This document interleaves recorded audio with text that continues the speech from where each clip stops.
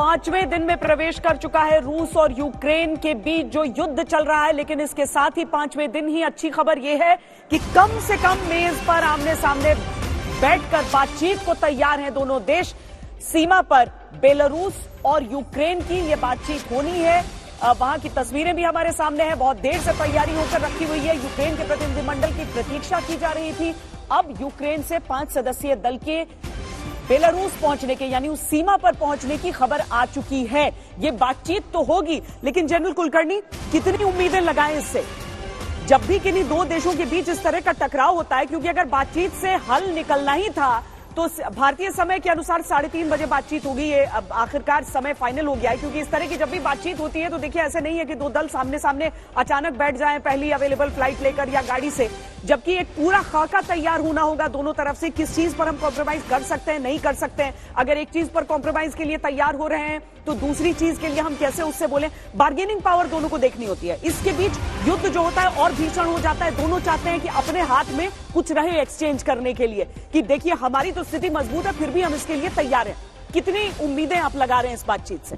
श्वेता जी, सबसे पहले तो मैं आपकी टीम जो गौरव सावंत और राजेश पवार की है उनको मुबारकबाद देता हूं और उनकी शुभकामनाएं रखता हूं उनकी सेफ्टी के लिए। और जहां तक पूरी इस लड़ाई का मकसद है, एक ही है, बातचीत के द्वारा ही इसका हल निकल सकता है।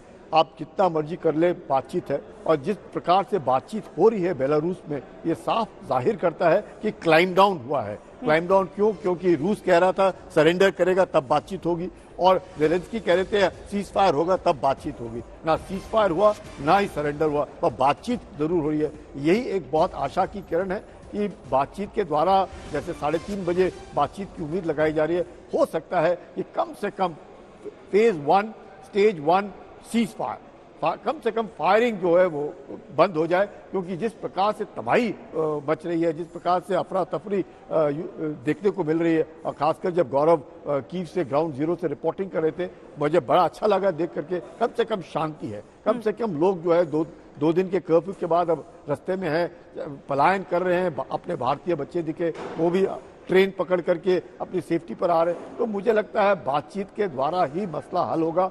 और अब प्रेशर रूस के ऊपर भी पड़ेगा, चाहे पुतिन कितना भी कर ले, मुझे लगता है प्रेशर होगा। क्यों? क्योंकि यूक्रेन जो है अब धीरे धीरे करके वो कहते हैं ना, अफगानिस्तान का अगर मैच है क्रिकेट मैच का और किसी वर्ल्ड चैंपियन के साथ मैच हो रहा है, तो सबको लगता है कि अफगानिस्तान के साथ तो अफगानिस्तान ऐसे हार जाएगा, नया है। शुरू में विकेटें भी गिर जाती हैं, पर जब मिडिल ऑर्डर पकड़ लेता है तब वर्ल्ड चैंपियन को भी लगता है कि शायद ये अफगानिस्तान की टीम तगड़ी है। तो इस मकसद को देखते हुए मुझे लगता है कि किसी ने किसी को अंडर एस्टिमेट नहीं करना चाहिए। और खासकर क्योंकि सोवियत यूनियन ने पूरे यूक्रेनाइजेशन जो है वो सोवियत यूनियन ने किया, और रूस जो है अब इसको रूसनाइजेशन कर रहा है। तो रशियनाइजेशन जो रूस करने की कोशिश कर रहा है, मुझे लगता है ऑन ग्राउंड कम से कम जो पश्चिम यूक्रेन है वहां पर रेजिस्टेंस होगा। लेकिन जो पूर्वी यूक्रेन है, जहां पर जैसे कि ओडेसा हुआ, मारियोपोल हुआ, डोनेट्स्क हुआ, ये जो क्रीमिया का पूरा रीजन है, ये तो मुझे लगता है कि रूस के साथ रहेगा जी। हालांकि जो सबसे कंटेंशियस मुद्दे हैं, जो सबसे अहम मुद्दे हैं, उस पर अगर किसी भी तरह की कोई बीच की लाइन होती तो युद्ध की नौबत नहीं आती। तो आज की स्थिति में परिस्थिति कितनी बदल गई है? गीता मोहन हमारे साथ हैं। गीता, 3:30 बजे भारतीय समय के अनुसार ये बातचीत होनी है। कितनी गुंजाइश देख रहा है अंतर्राष्ट्रीय समुदाय से कि कुछ निकल कर आए, शायद युद्ध विराम ही हो जाए?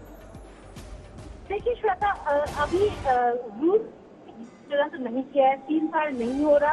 पुतिन ने साफ तरीके से कह दिया कि बातचीत होगी, लेकिन ट्रूप्स और तो सीज फायर तो नहीं हो रहा। ये वेट करना होगा कि निगोशिएशन में क्या होगा।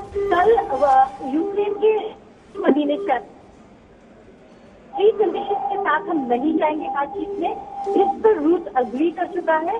तो कोई 3 कंडीशन नहीं है, बिना किसी कंडीशन के, यानी कि नेटो में जाएं, ईयू मेंबर में, इन सब चीजों के 3 कंडीशन के बगैर दोनों टीम बैठ के बात करने वाले दोनों डेलीगेशन।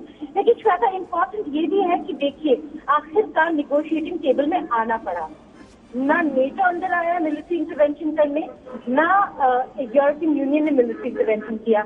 यूक्रेन को आखिरकार अपनी लड़ाई खुद लड़नी पड़ी, चाहे उनको वेपन्स क्यों ना मिल रहा हो नेटो और यूरोपियन मेंबर स्टेट से। और इसीलिए कहीं ना कहीं जब डेथ टोल थोड़े बढ़ने लगे तो यूक्रेन के फॉरेन मिनिस्टर ने कल कहा कि अब और जान का लॉस नहीं देख सकता यूक्रेन, इसलिए बातचीत जरूरी है।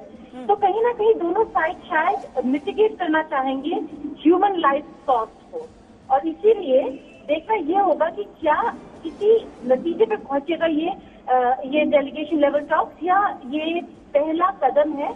ऐसे और कुछ दिन बीतेंगे जब बातचीत चलती रहेगी।